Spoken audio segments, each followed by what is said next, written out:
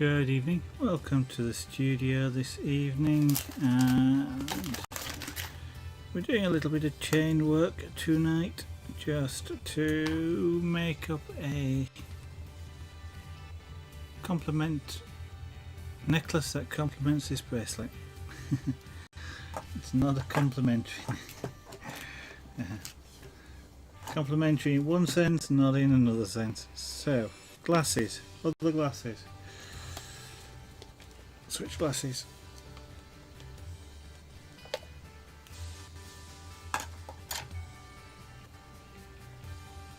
Right, and actually, whilst I just remember, which I meant to do earlier, but I'm just going to do it now. I am just going to make an update. So, you see me just do a shop update for Etsy. So, I shall be with you shortly, as they say. Shop updates. Photograph. Take a photograph.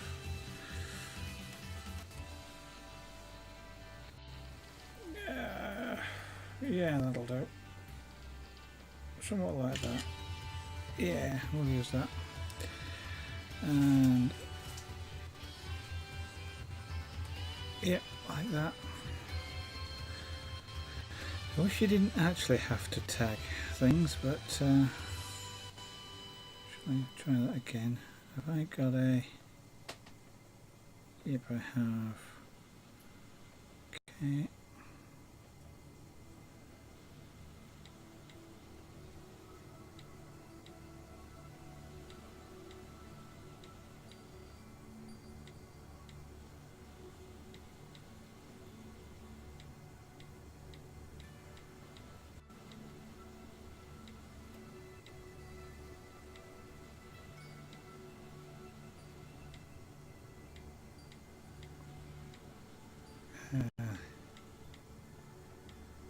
Rings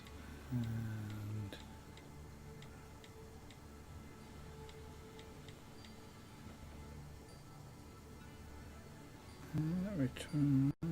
Yeah, done. And share.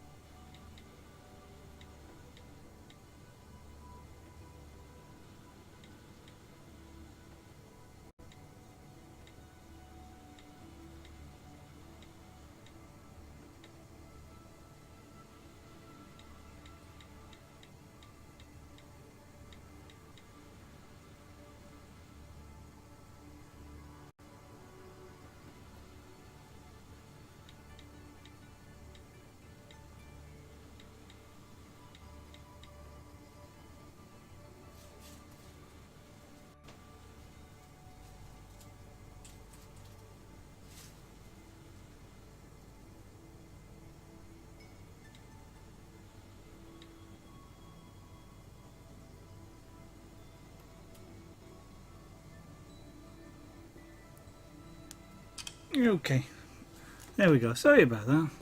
That's the adverts done. advertising what we're doing. So what I'm going to do is open some of these. Well, I've got a pile of rings in front of me. I need quite a bit to make a necklace, so got two sizes of silver rings, which I am going to open the small size and close the larger size, and then weave the whole lot together. So this is the less interesting part of chain work. It's a relaxing bit of it though, because basically you just have to do one thing. Ideally do it as fast as possible without breaking any rings, but essentially this is the easy part. The fun part comes in weaving them together. But this is going to be a box chain, so there's quite a lot of rings in a box chain.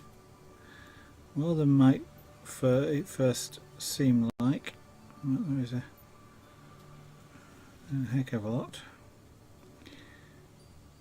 Hence there's two large piles to prepare first.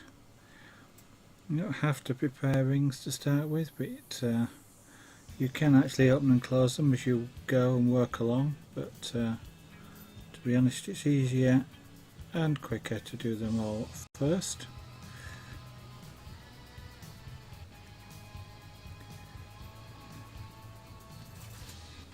Yeah.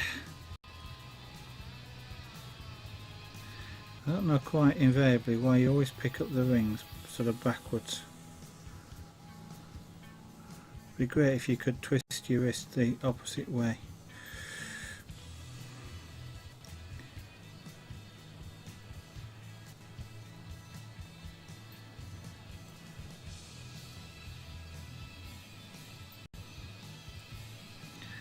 So they shouldn't take too long, but they will take an appreciable amount of time to get through. I've forgotten how many rings there are. 72, 90, 90, 28, 36, 72, 108, 108, 208, 216, 532 rings, half of which are open, half of which are closed. And that's the first time I've actually added that lot up. So it just shows you how many rings go into a necklace. Over 500 rings. Now that sounds more impressive when you say over 500 as opposed to 500. The human brain is funny with numbers like that sometimes. Nakamui, good evening. Best in world, we'll see, Payne. Oh dear, if anybody wants to buy it now, I will point out there is a coupon, money off coupon. And I did have 3 bracelets that are in stock at the moment up on eBay, but they've timed out, so I shall have to relist them. I just need some more of those tuits of the round variety. Been looking at square things today, but I need some round ones. How are you doing anyway, Nakamura? I haven't seen you around for a little while. I know partly that's because I've not been fantastically around for a little while. Okay, it's amazing the people who see your tweets when you tweet. Somebody there just liked the one I just posted.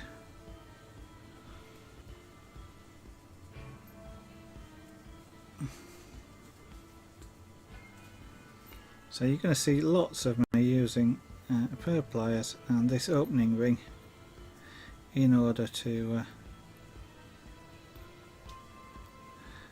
just open the gap between the in the ring wide enough to allow another ring to pass through.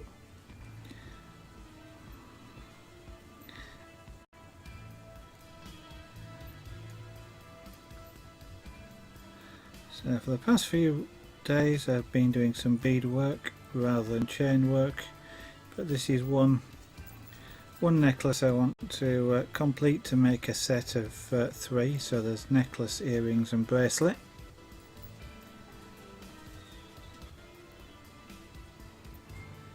And it would be nice to make the setup and finish off a job that I've been wanting to do for a while.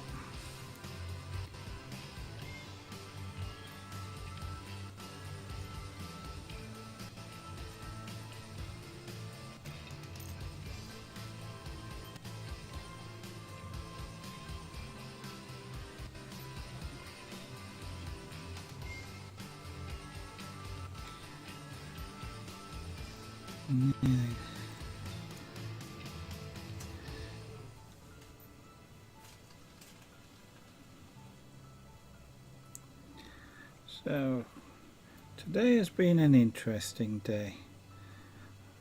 As I've mentioned before, getting a new studio at some point this year,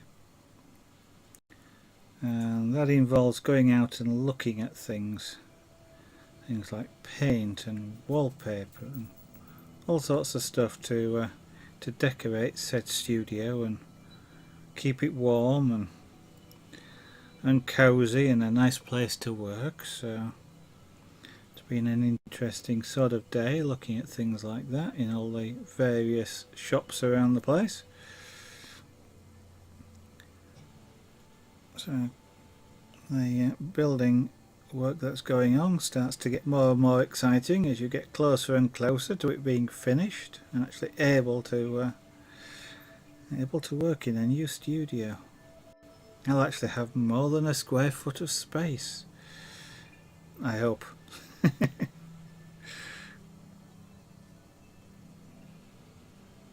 It'll be nice to do some of the other things for a while, like that I haven't been able to do for a while, like glass engraving or airbrushing.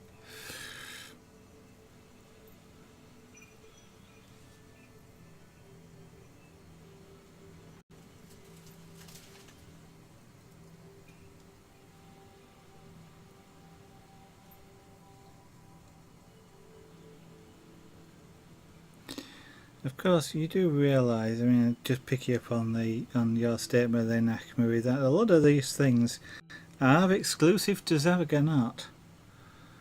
I don't think there's another one like that anywhere. There might be now that somebody's seen it, but at the time it was made, it was exclusive to Zavaganart.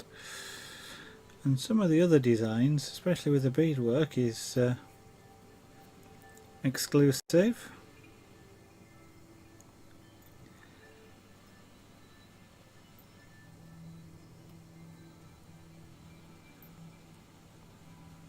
Not only that, they're made in West Yorkshire, the White Rose County of the UK. I could say the best county in the world. Well, best county in the UK, but I might believe that. Other people might argue.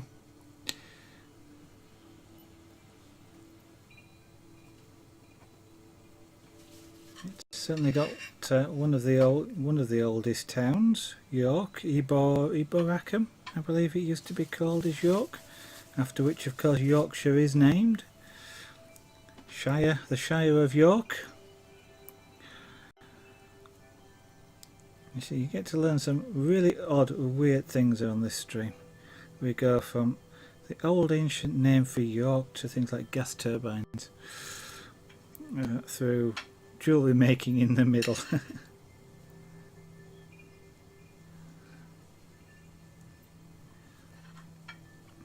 So we're coming up to 25% of the way through preparing these rings before we actually start weaving them.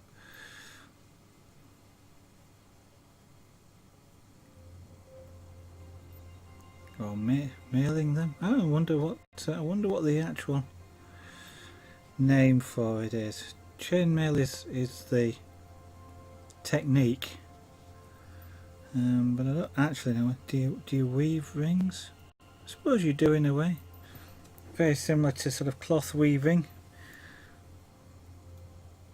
You intertwine the material with the existing material.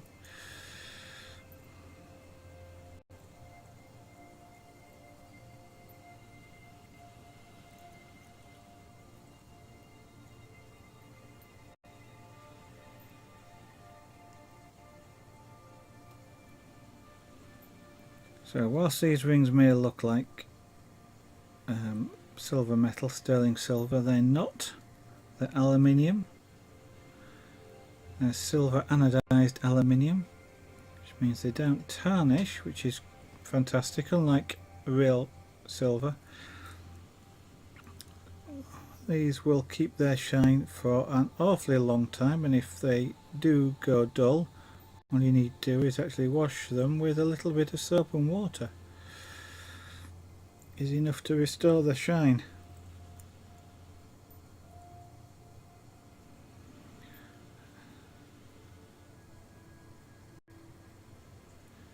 And just as an illustration of that, there's two bracelets here.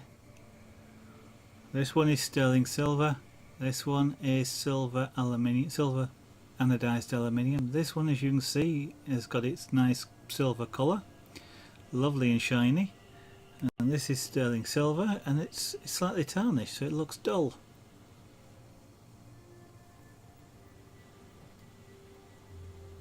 A bit more. No, the light doesn't help much. I'll just move the light a little bit out the way of the little camera. Tip it that way. Unfortunately, that camera position is really awkward because I've got spotlights, as you can see, in the roof, and you're getting the bloom off of them, off that camera. I can't position it any other way to avoid those lights, I'm afraid. Not without you continuously looking at the top of my head, which wouldn't serve much purpose. It's not a fantastically interesting thing to stare at.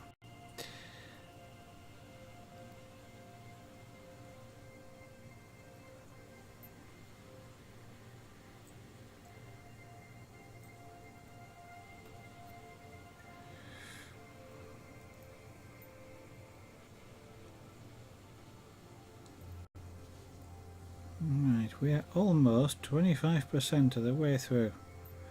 So let's see how quickly we can get to 50%.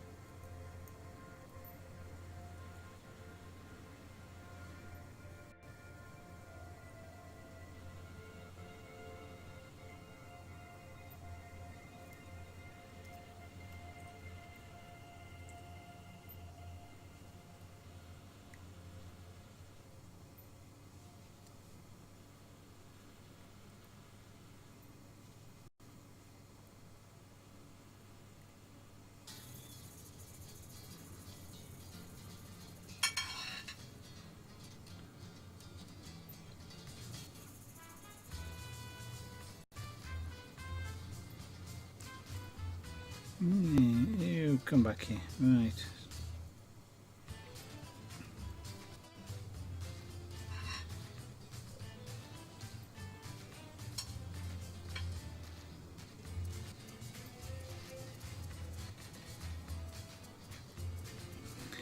I wonder how many people watching realise just how much time goes into doing something like that looks as simple as a bracelet or a necklace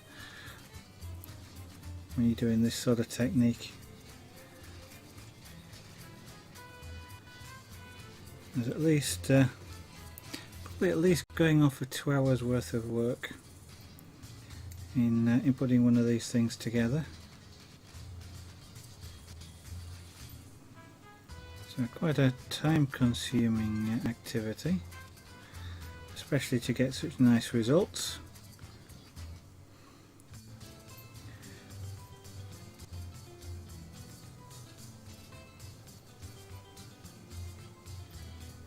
It's one of the things about handmade things. Handmade things always obviously take time to do. And it's surprising sometimes just how much time something that looks really simple actually takes to do.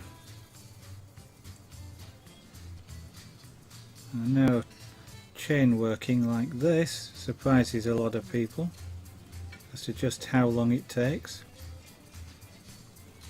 I mean, those of you who are watching, if you just time, for example, how work counting your own head, how long it takes me just to open one of these rings. You're talking about 2 or 3 seconds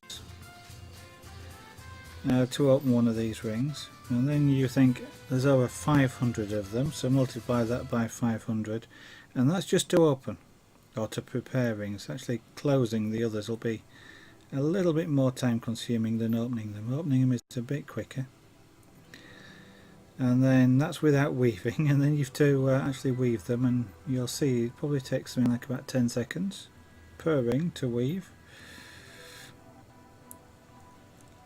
So you can see how the time very quickly adds up.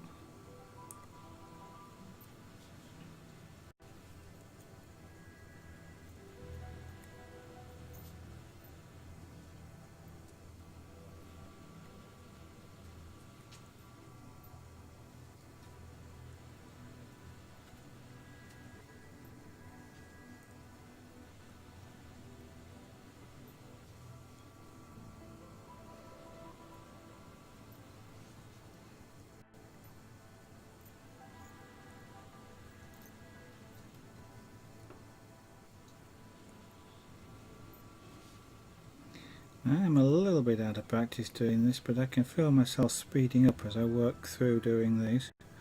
I'll probably we'll get back to my full speed because I haven't done one of these for a while.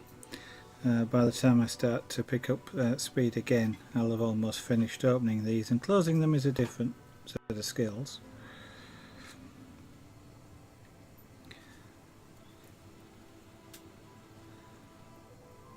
But when you work with these a lot, you do start getting faster at doing certain things. You still can't beat the laws of physics though, so there's only so fast that you can go.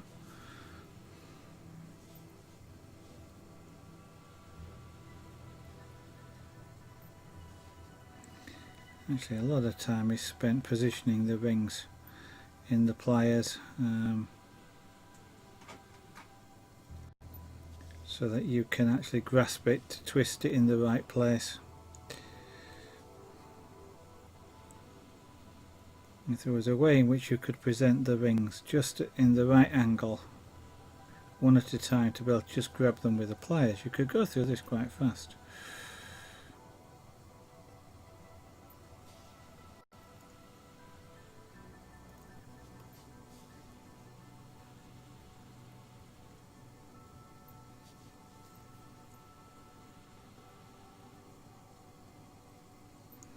As you probably see here, half the time I pick them up, they're effectively upside down. I have to turn them over.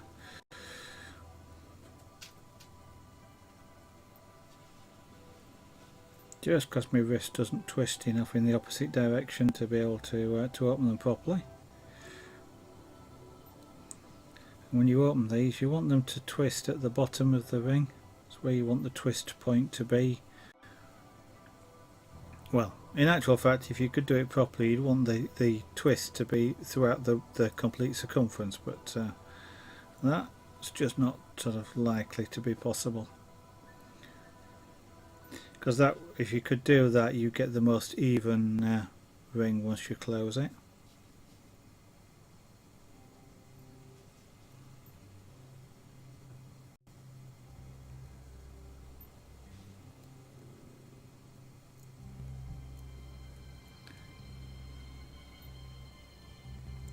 I keep picking these rings off by hand. It's actually quicker just to toss them onto the mat when they're 2 or 3 joined together.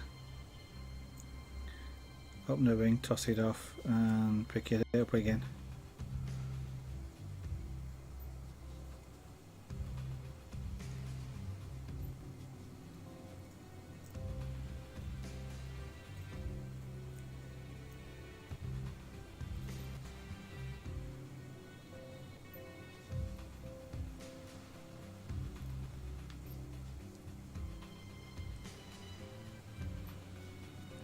Now using this finger ring is quicker than it is doing it by hand, with another pair of pliers, because I don't actually have to grasp it in any particular way.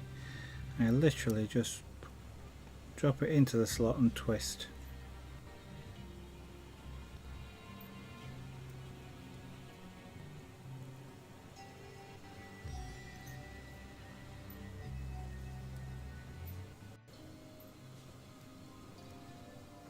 Right, not far off having finished these small rings. Then we can close the larger ones. I find working with the larger ones closed to be a little bit easier for me and quicker than closing these smaller rings. I find them easier to do when I'm weaving than the larger ones. These are not only are these slightly smaller, they are also a slightly thicker wire gauge.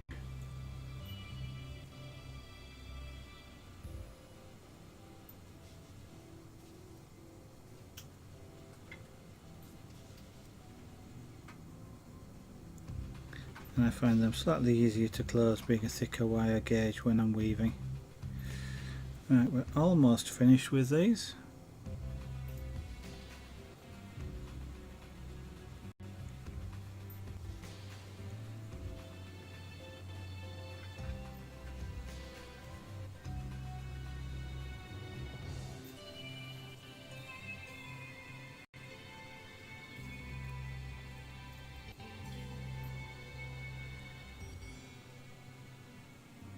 I do now switch to a different pair of pliers and start closing.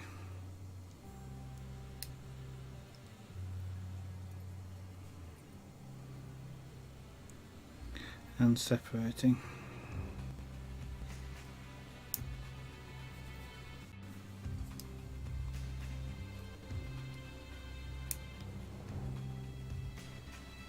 Now closing rings like this is something that you do develop a skill in doing, so you can do it virtually first time.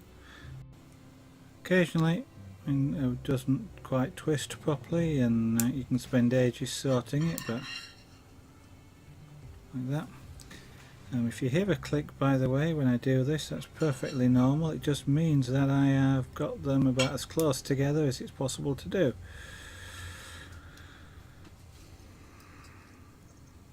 And the click is the two ends of the ring just catching each other as I bend them back. And what it actually means is that the two ends will press against each other, which also will help keep them together.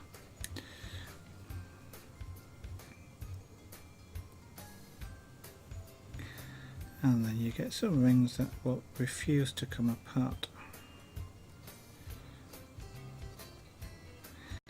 This is the frustrating bit about preparing rings, is when like this, because I want to close them. I ideally don't want to open them to close them.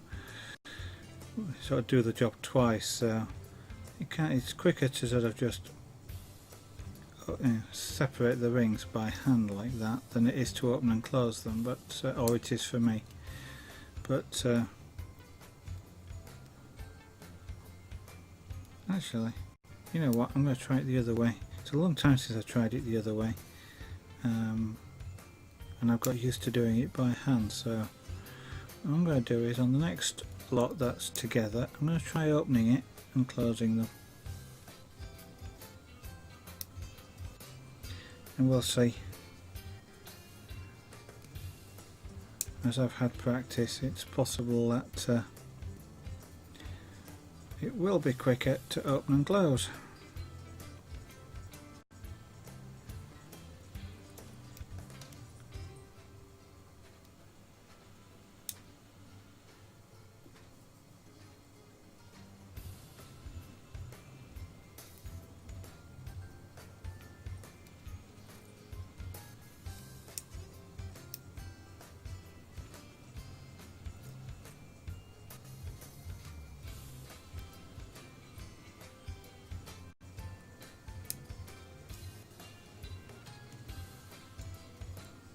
Maybe.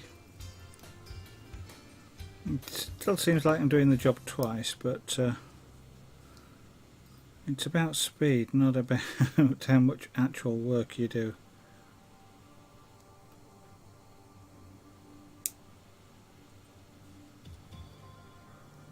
Might be twice the amount of work, but if you can do twice the amount of work in half the amount of time, then it's worth doing.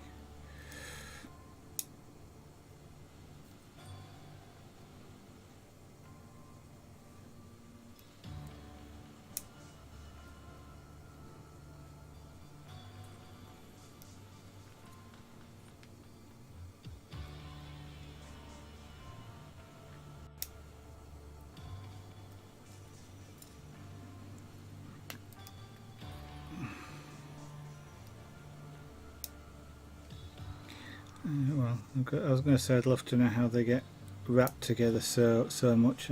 It's just pure vibration and physics, but it does amaze me how the rings form long chains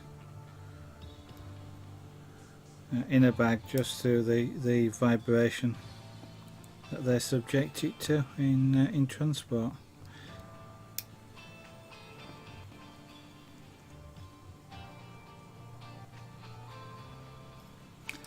Oh, I see.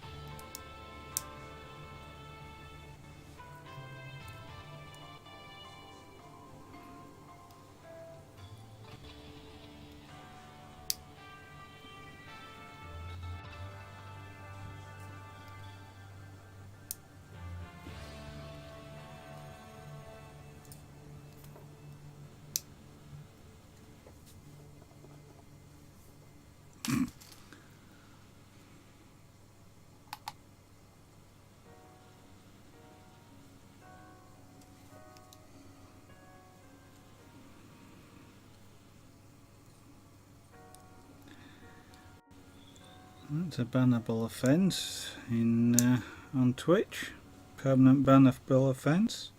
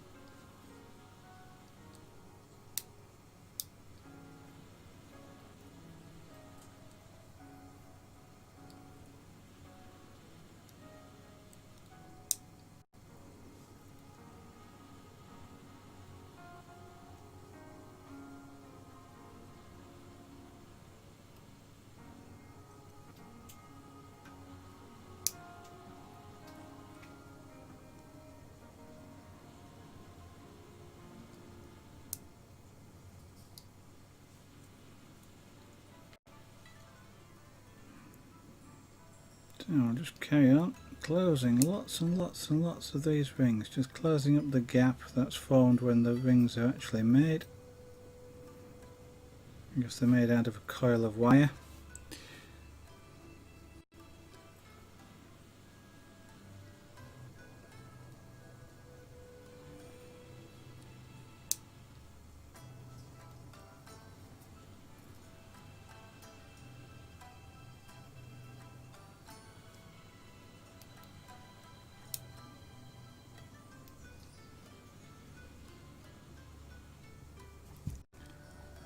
Ah dear.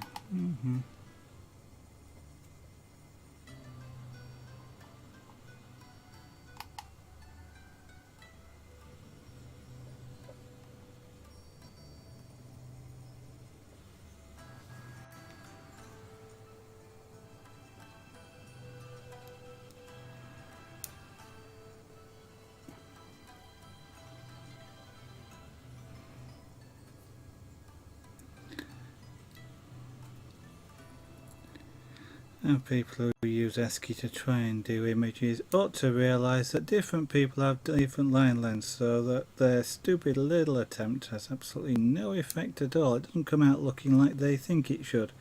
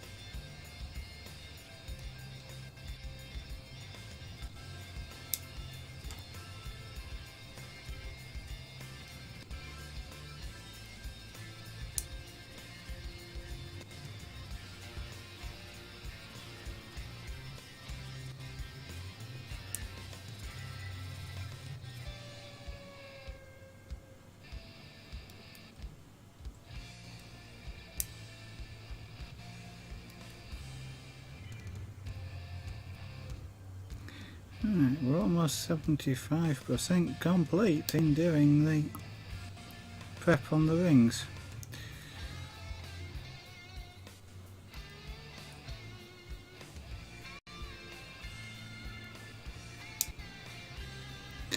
Unsurprisingly, whilst you're doing this, this isn't particularly, well, whilst it might be boring to watch, it isn't particularly boring to do. You sort of get quite absorbed in doing it, and time just passes whilst you're doing it, and all of a sudden the job is just done. So it's the sort of job you put some music on in the background, and especially if it's got a defined beat, fairly fast one as well, because you tend to start working to the beat, and that keeps the momentum going, and you can get through loads of these things.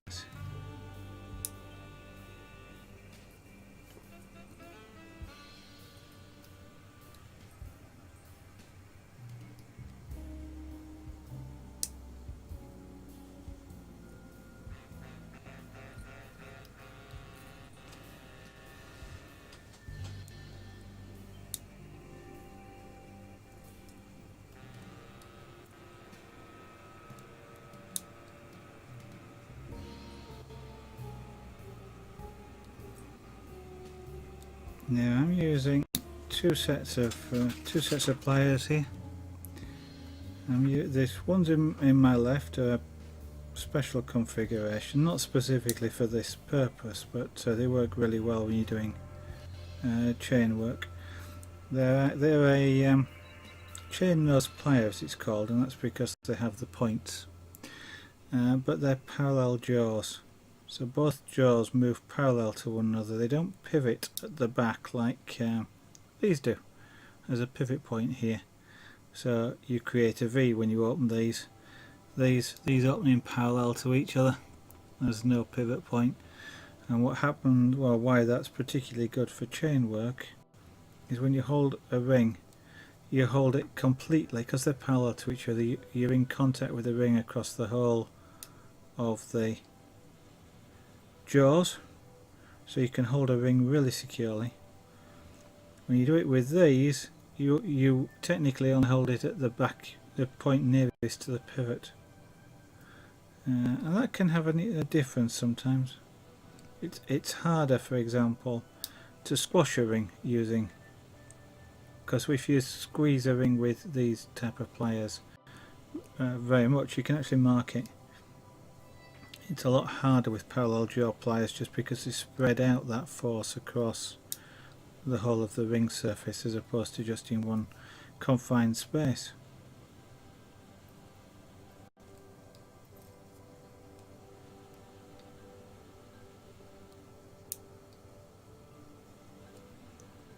Okay, so that's 75% complete in terms of preparing the rings. So we'll now go for 100.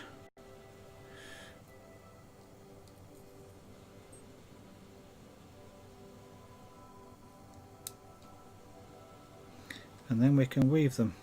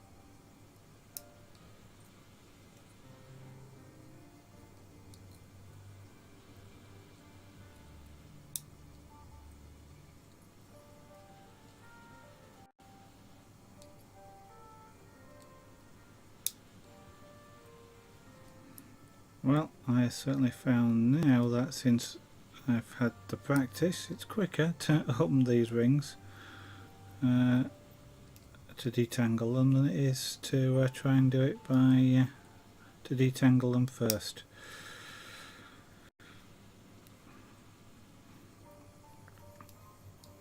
Just a slight flick of the wrist and you can carry on.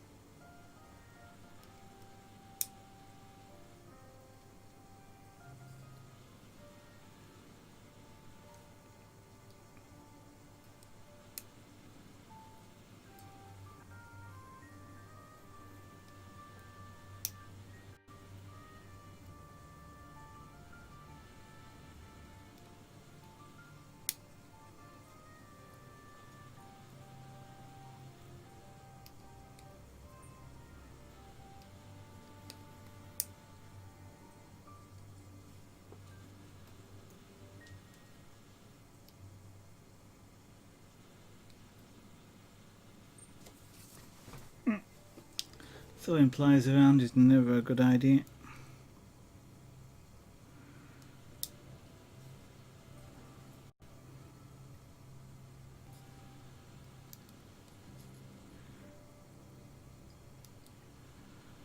Right, these are going actually really rather fast.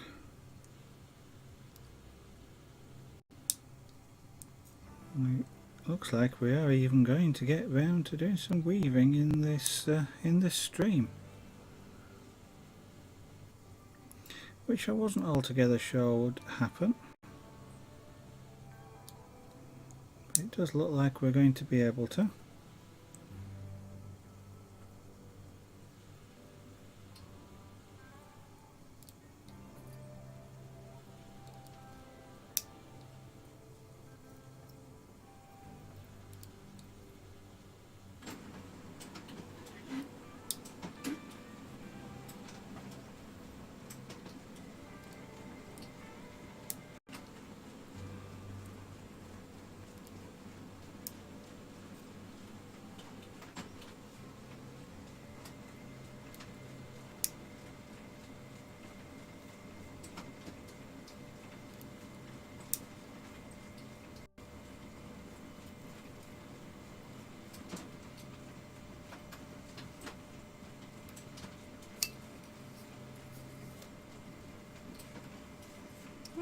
We have a junior visiting the studio this evening.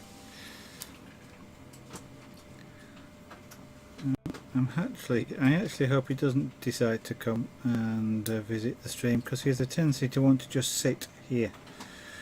And if you try and move him, out come the teeth and claws. And he doesn't play with teeth and claws. He means it with teeth and claws.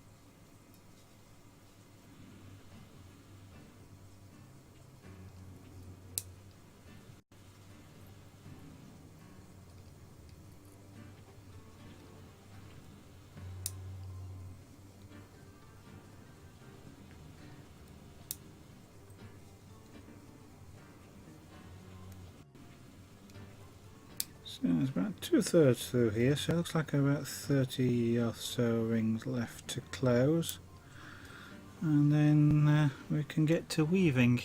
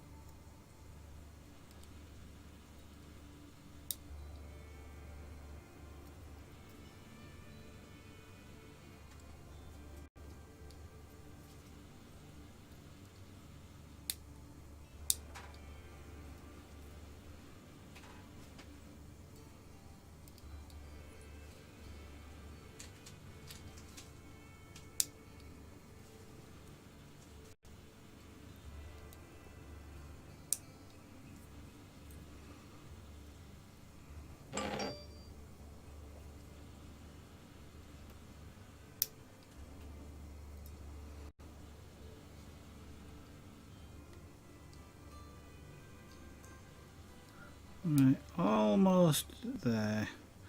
Beginning to sound like Star Wars. Almost there.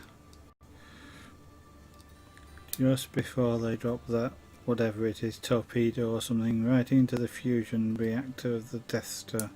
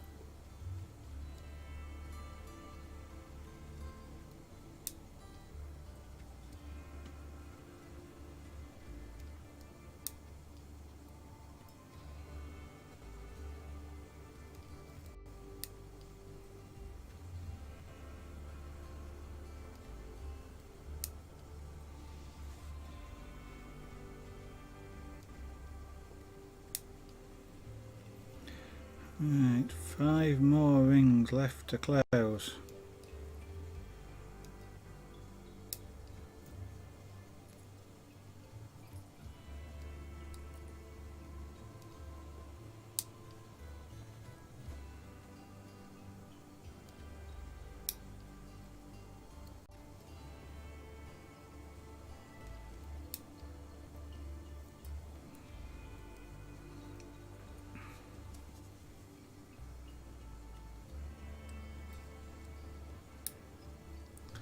Right, and now we can start to weave. So first thing I'll do is remember how to do this weave, which is a box chain. I'm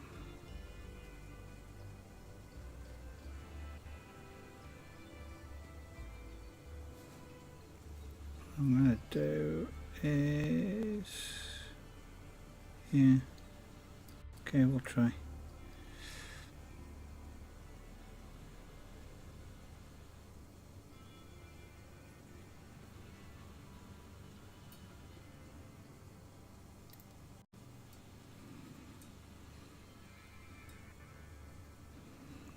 Surprisingly, I can't actually recall the best way of starting this, I think.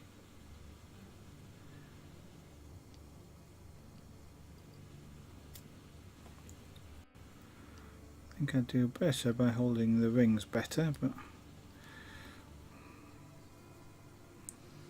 let me get a piece of tie just to go through the bottom there, give me something to hold on to.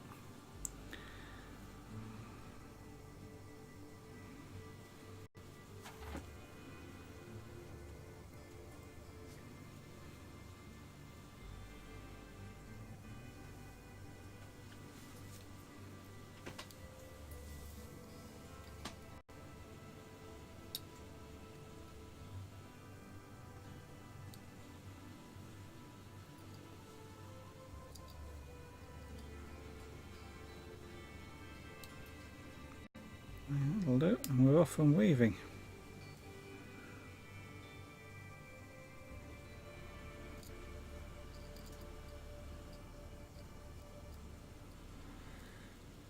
And I've now got to remember that there are always tricks and little techniques that make things a bit easier when you're doing ring weaving. And it's a while since I've done the box chain, so I'm now going to have to remember many of those little tricks that make doing it easier.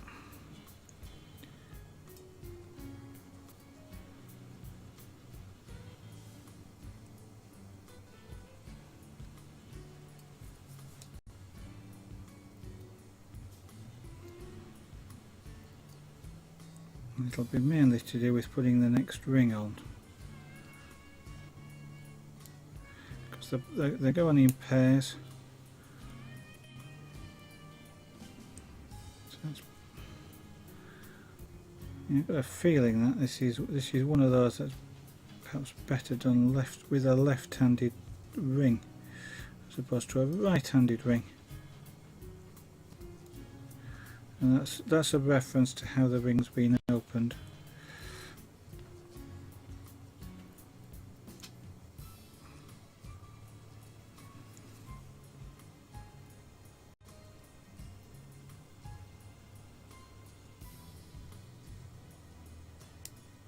But as they're already open now, that's too bad.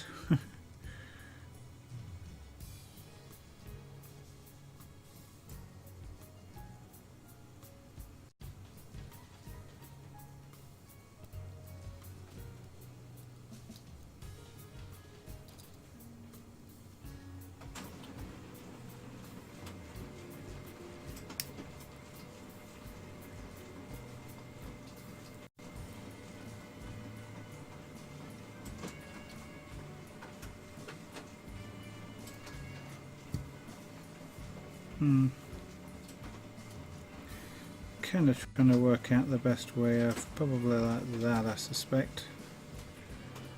My fingers of course get in the way of you guys watching, but that's a little bit hard to overcome, I'm afraid, with the camera angles available.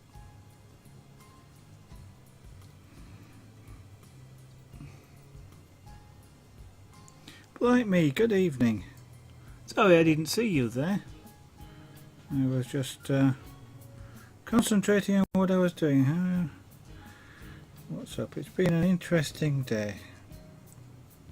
I may be able to tell you what's about that later on in the week, but we shall see. For the minute, I'm just trying to stop these rings getting just a little bit frustrating just then. Just doing a necklace to complement to a bracelet and earring set I've got available, so that I've got a bracelet, earring and necklace set available, or any combination thereof.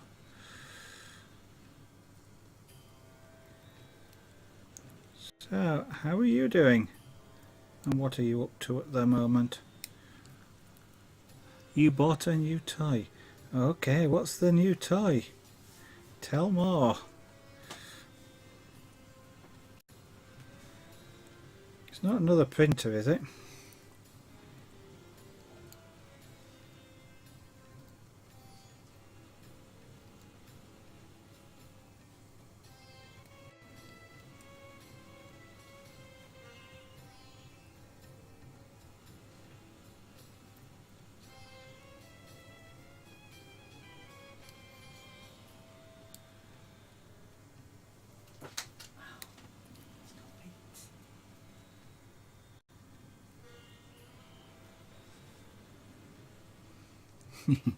Come on, you're just trying to keep an idiot in suspense now, aren't you?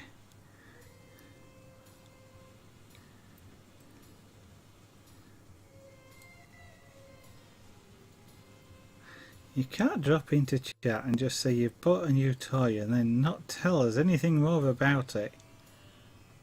That's not fair.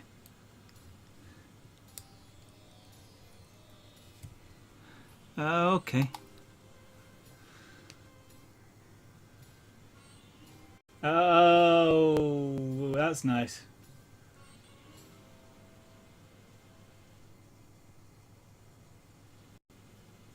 Does that come with the laser as well?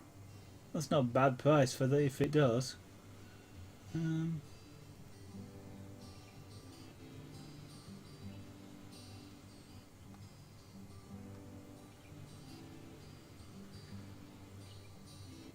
Okay, it's a low power laser, obviously. Oh, 2-watt laser. It's a 2-watt laser and it won't do metal. Yeah.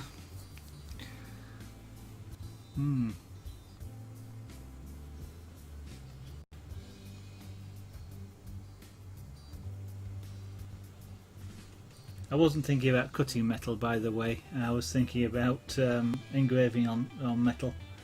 I'm surprised it wouldn't do that.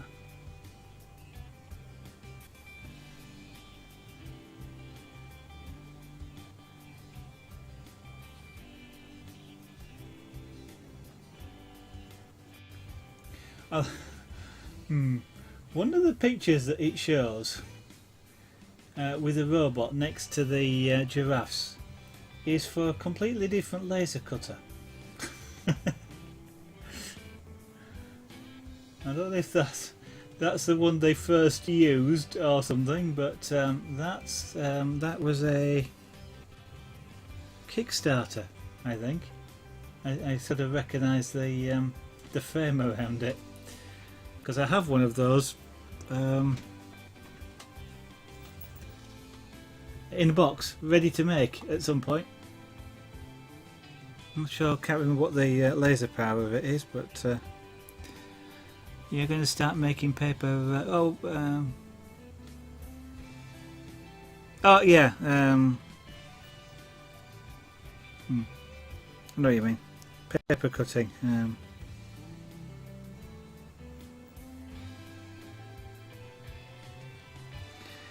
I know of a certain streamer who would say that's cheating. You should do it by hand with a scalpel.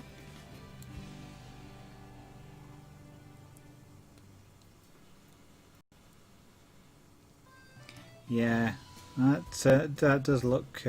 I'm going to say I could actually, in theory, I could actually build mine because it's small. It's only I think it's 4-inch bed, 4-inch by 4-inch, but yeah. I'm not done so just yet.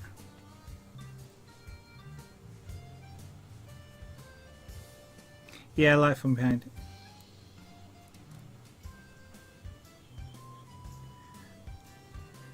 Yeah, I know the sort of thing you mean. You either put it against tracing paper or frosted etched glass with a light source or something behind it. Although I guess in your case you probably drop some LEDs behind there, or so you could have colour changing.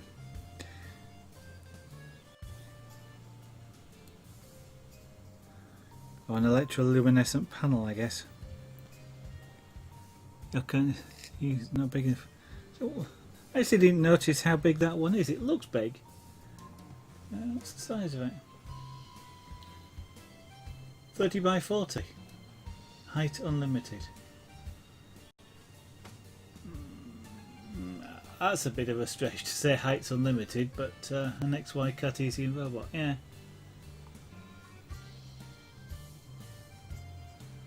$30 by 40.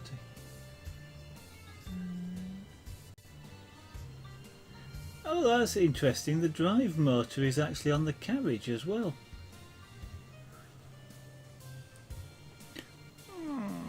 That'll be a little bit interesting in inertia wise, but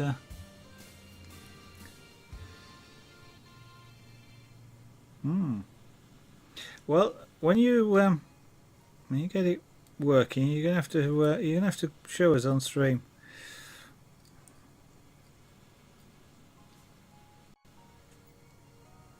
It's laser cutters, another one of those things that fascinates me to watch.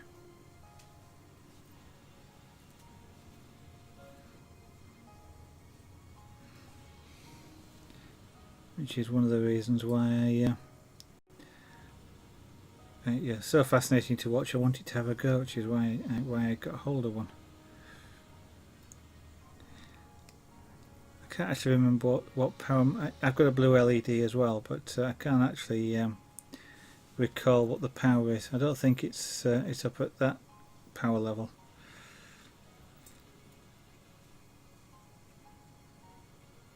But it's enough to cut paper and yeah, do raster scanning of onboard, which is one of the things I wanted to play with it for. Is not exactly pyrography, but burning an image onto a wood surface. You've got the project also.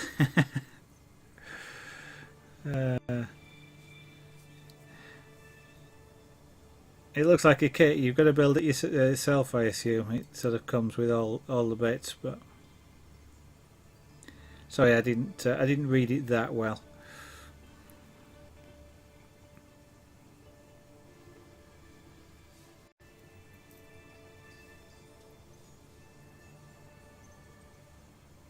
You can cut 1mm wood. That is actually, relatively speaking, quite thick.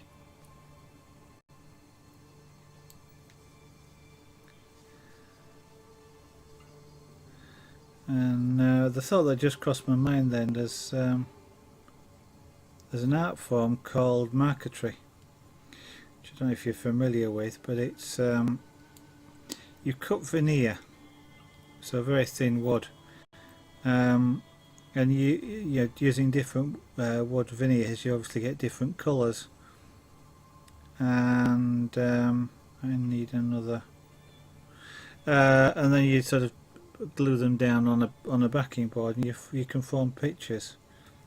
And something like a laser cutter would be great for that, because you'd be able to get really precise shapes out of it, rather than trying to cut it with a sharp knife.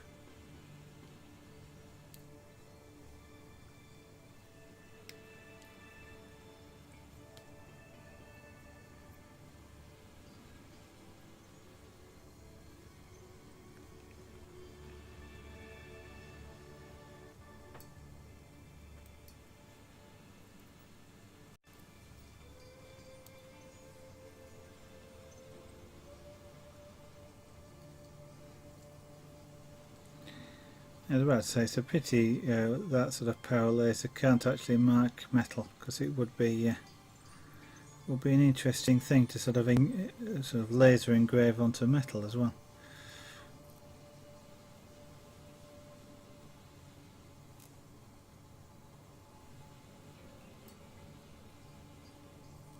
So will you be streaming your first project? Mind you, I'm not sure I'll be able to watch, but I'll try.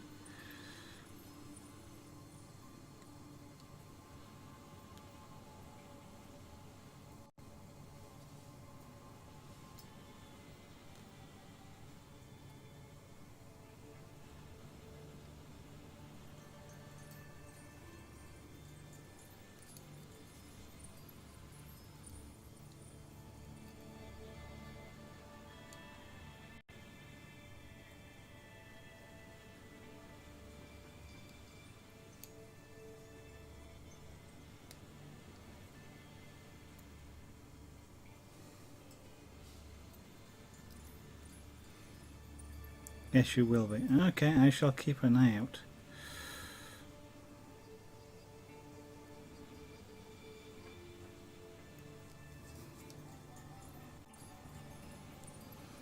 That's going to be fun to see. I don't think I've seen anybody do any laser work on Twitch so far. So you could be unique. Obviously I've seen plenty of 3D, a few 3D printing, but laser will be a first.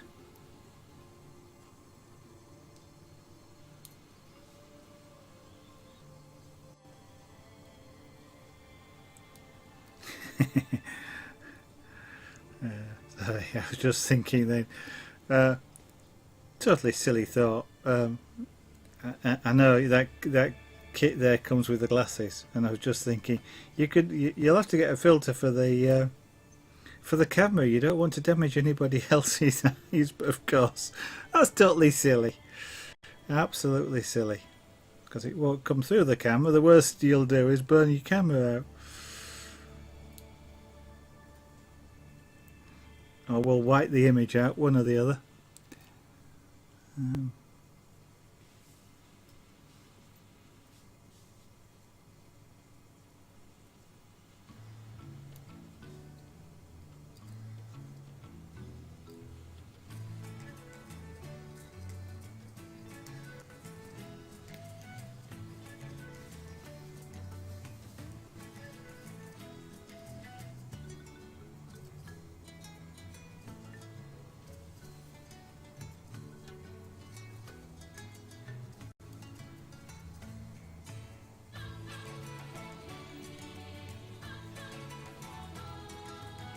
Okay.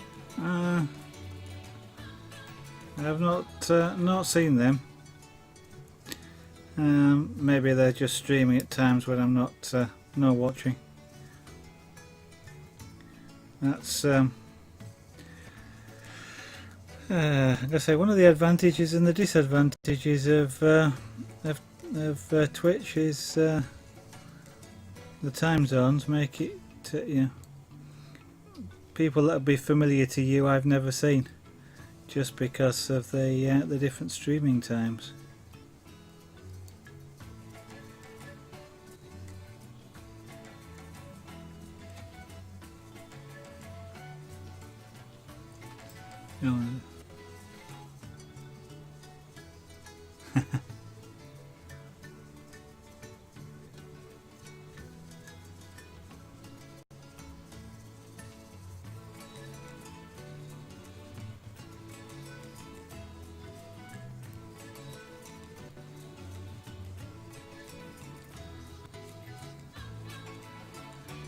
No.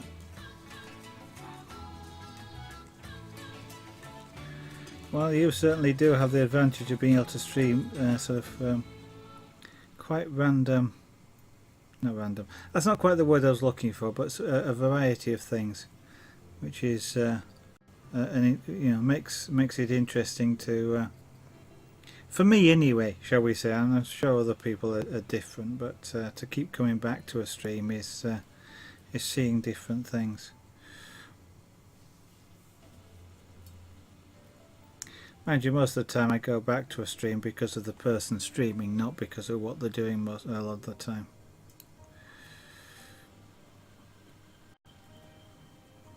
Yeah, what they're doing does help and does sort of encourage it, but if they're doing something I really don't like, then I won't watch. But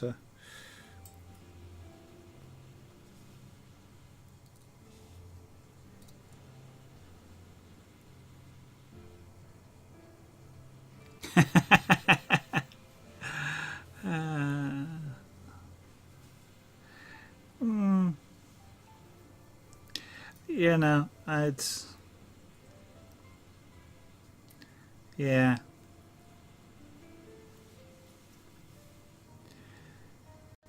I suppose. Well, that sort of thing does happen, doesn't it? But what's expensive to one person isn't to another, of course. and sometimes when you understand the tech, you can understand that what's there isn't actually expensive for what you've got.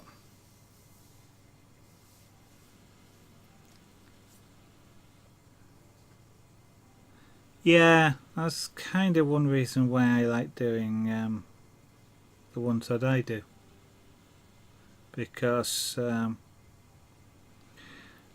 if I've been carving sort of 30 hours over a couple of weeks, for example, I kind of get bored with doing it. I want to do something different. So having the variety available means that I don't get bored streaming.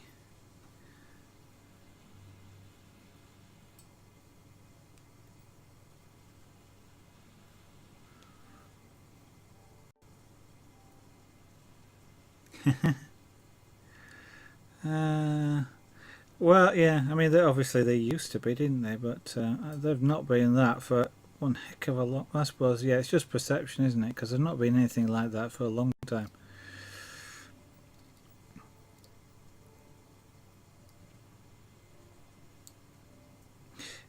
Unless, of course, you want to go out and buy one fully assembled, I guess, and then I'm gonna say something like the Maker. Mind you, the MakerBots is getting cheaper as well, isn't it? I think some of the new ones that they've just brought out.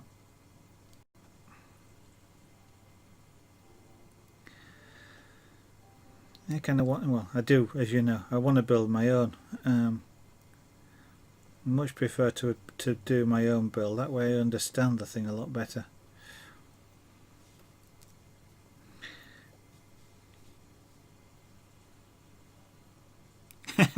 Under 300, yeah.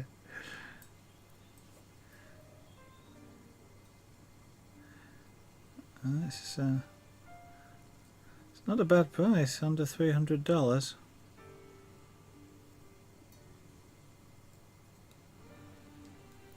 See, in the UK that'd be even nicer, because that'd be around about £200 UK at the moment. I guess I don't know what the exact conversion rate is, but that's that's an attractive price.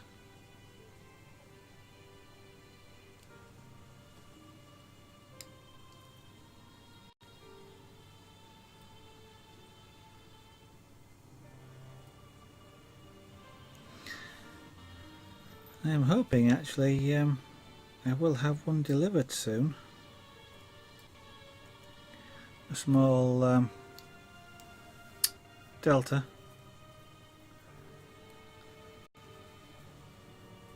$270 for the Bruce Wayne, yeah. I like that, yeah. I do have one under $300.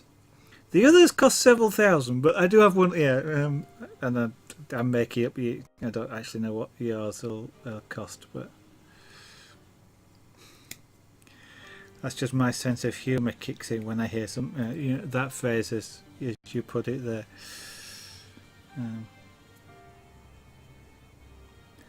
Yeah, I was just trying to remember what the name of the one is. It was a Kickstarter thing. Tico, I think it was.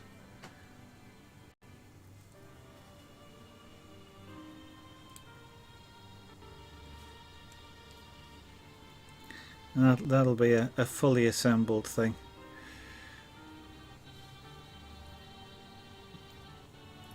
In theory, I don't even need to calibrate the bed on it, so I understand, but I'm not quite sure how it achieves that, because I don't think it's got a bed sensor, but and it only does PLA because it doesn't have a heated bed, but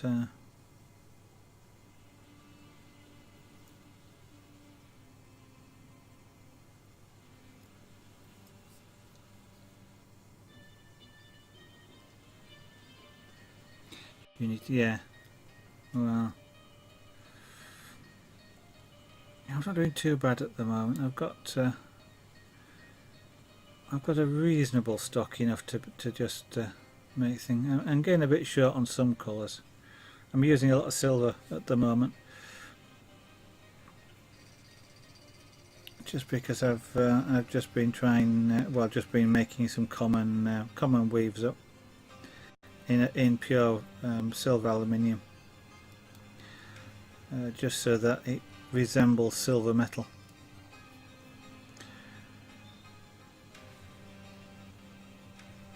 Because up to now I've been using the colours more than I've been doing it, but they make a nice complement to true silver metal, to the silver aluminium. So I think I've gone through about 2,000 rings in about the past month or so.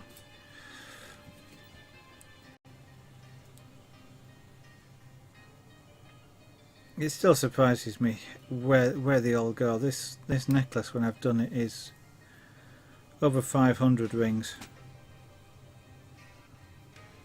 depending on whether I add any more to the pile I've got in front of me. Yeah, and given the prices that you guys are paying over there, which is less than we do, that's a lot of rings.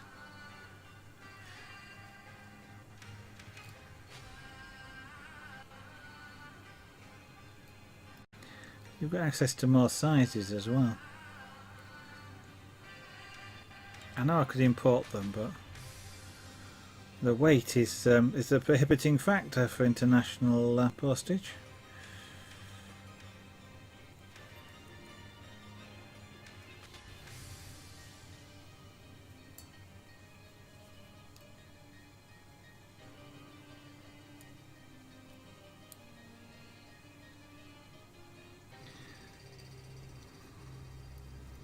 At the moment, I'm being all good and not ordering anything.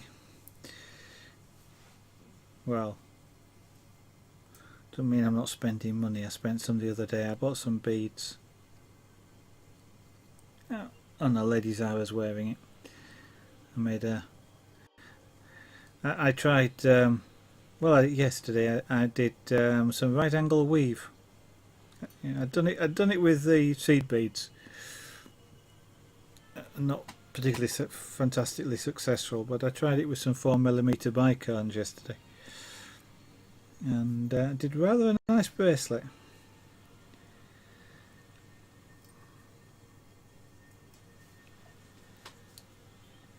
So I'm going to play with some colours and do another one or two of those.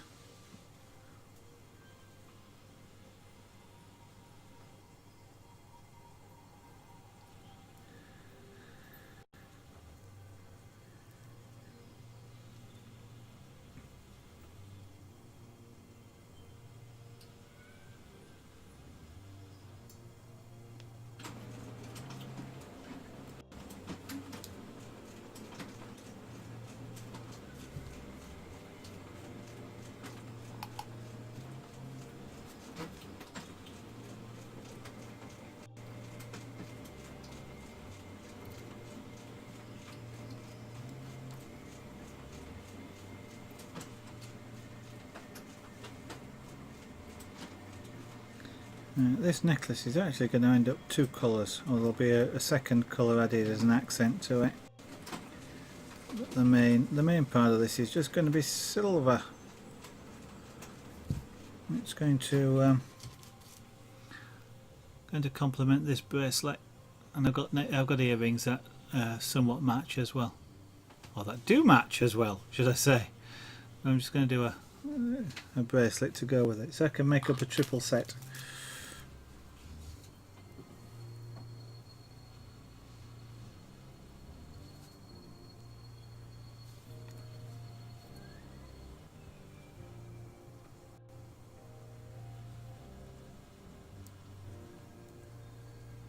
No, I only want 2 rings, not 3.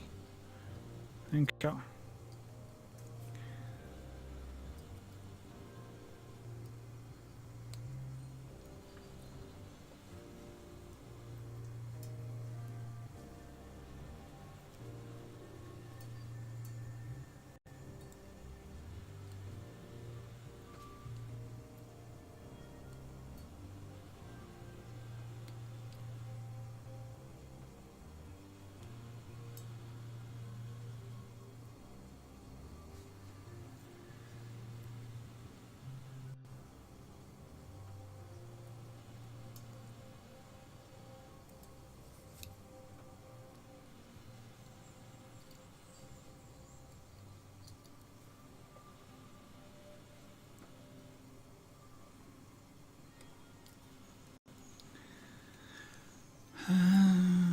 Okay.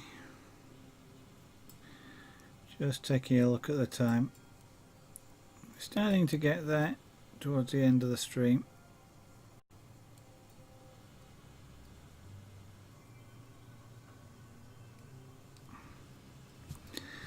Don't know why it is, but it always fascinates me in the way this. If you, well, you might be able to see it on screen, but they always have a twist, and yet it's a symmetrical pattern, and yet it always seems to want to twist. Weird. One of those things that fascinates me for no other reason than it just fascinates me as to why something like that happens. Now I did close that, didn't I? I think so.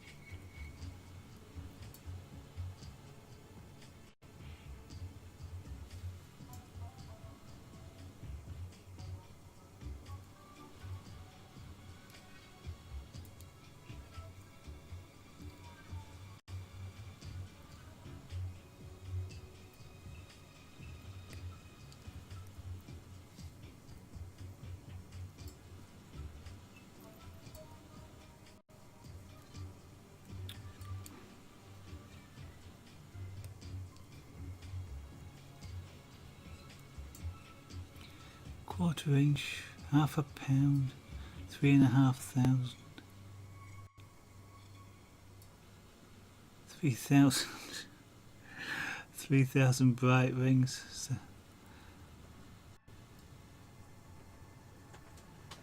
random colour.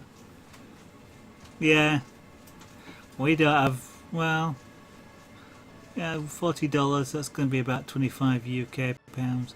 No, nothing like that over here. Nothing like that at all. I'd be lucky to get be lucky to get 1,000 rings for 40 US dollars. Never mind 3,000.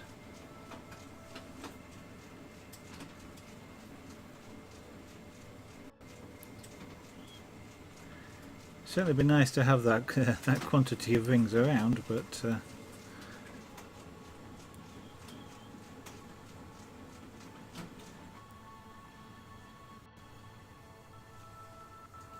8, 16.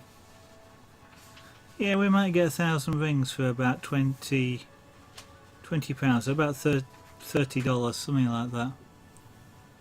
7,500 in total. Yeah, you don't do anything by halves, do you? I mean, I seem to remember you talking about sort of walking into the store and walking out with several thousand perler beads and things like that.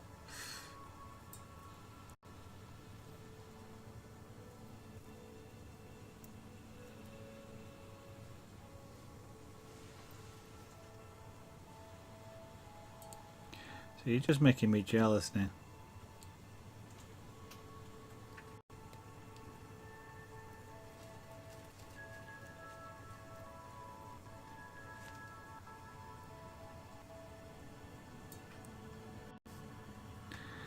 Yeah, I have to try and think of something that you don't do. Do you make wax candles? Lady Zara, my wife, does, and I've made the odd one. If you do something, you do it big. Yeah, go big or go home. Well, I am home, so I can't go home. So, but yeah,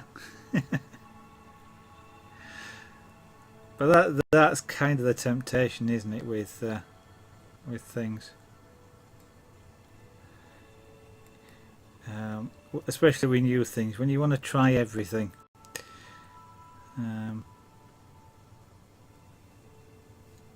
Yeah, I kind of like have to. I've had to sort of restrain the wish to do things like go out and buy all the colours of my Eukidelicus, for example, or stuff like that, or buying the the wood. I think you've got some, didn't you? Because you got some metal, but so like the wood, the wood-based PLA and stuff like that. It's kind of like, no, I will wait. I'll wait till I actually build the thing, and then maybe I'll buy some.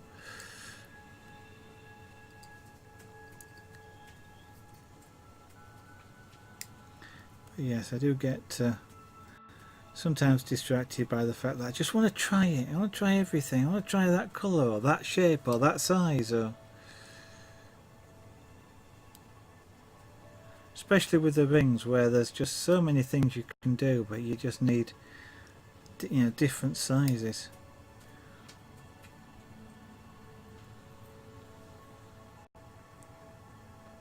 Machine cut. Alright. Well, that obviously is a different. I don't think. Well, unless they give you weird colours, then it's not too bad, I suppose. Them choosing the colours. But the machine cut is a bit. Mind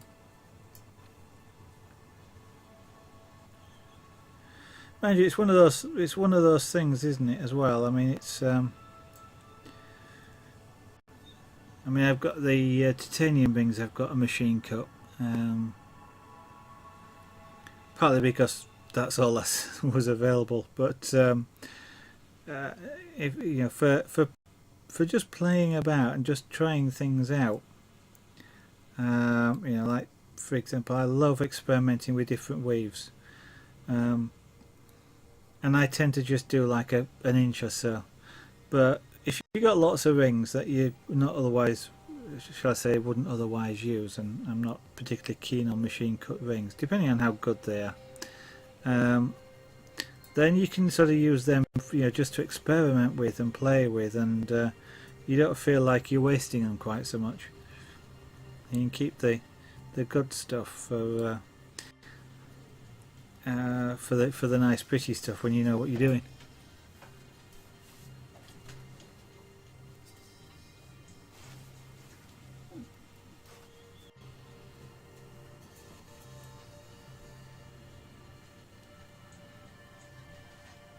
Because I end up just, if I want to try something new like the titanium, I just got a couple of colours, and just took a couple of hundred of each, 100 of each colour, just enough to try enough of a weave out. I'm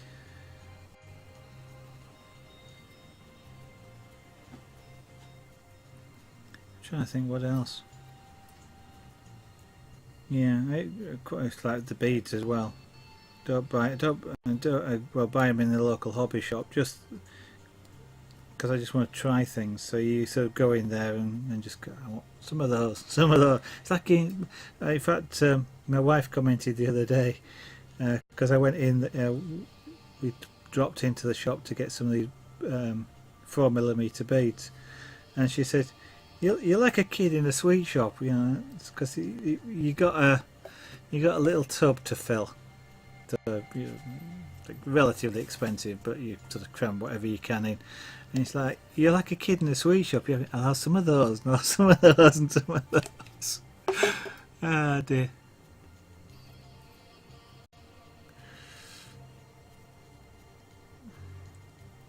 But I was kind of like that. It was Then sort of, do I like that blue or do I like that blue?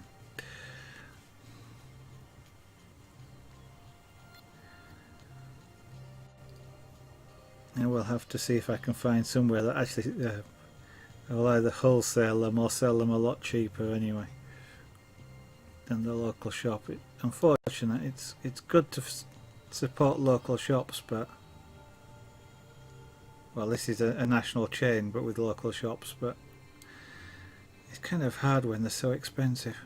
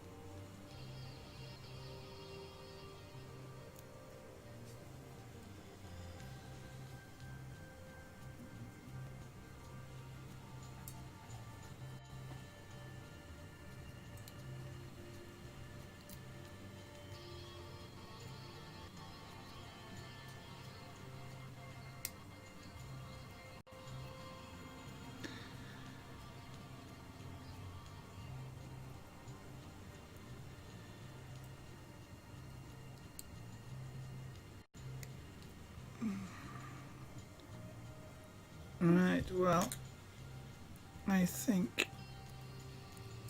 that's not bad. What's that, about 6 inches? It'll be a while before I didn't know you could actually physically do that. Oh yeah, obvious win. Sorry, I'm just noticing something. So I've prepped all the rings for a full necklace, but I've only got about 6 inches done so far, so we'll carry on later. But I'm going to say that's it for tonight. I'm afraid it's getting a little bit late to be broadcasting here in the UK. Anyway, it's now what, 10:15. I know people go on while 2 o'clock in the morning. I'm an old man. Gotta get some sleep sometime. So I'm going to say thank you to everybody that's been watching this evening. Sorry, I'm going to cut the stream, but I want to get a drink and then it'll be time to go to bed. So again, thank you all for watching. I'm going to point out at least the shop there's on Etsy, zarganart.etsy.com. There's some nice chain work on there at the moment. I hope I'll get some bead work up there in the next couple of days. I will point out the coupon code that's there as well. I'm feeling generous this month, so take advantage of that whilst it's there. At the end of this month they go back up to normal price. And of course, if you would like to follow me on Facebook and Twitter, the details are there on the left. And I hope, since I'm on leave on holiday this week, I am really trying to get some more videos onto YouTube, but real life keeps intruding at the moment. Preparatory work and stuff for the new studio coming later this year. So more news on that as or when it happens, but it'll be a while yet. So thank you everybody, have a great night. I'll say good night from the White Rose of Yorkshire here in the UK. I hope I'll see you again tomorrow. Follow me on either of the two social media there, should get you noticed when I go live. Otherwise I hope to be around from about 8 PM UK time, 2000 hours UTC or GMT, they're both the same. Bye for now.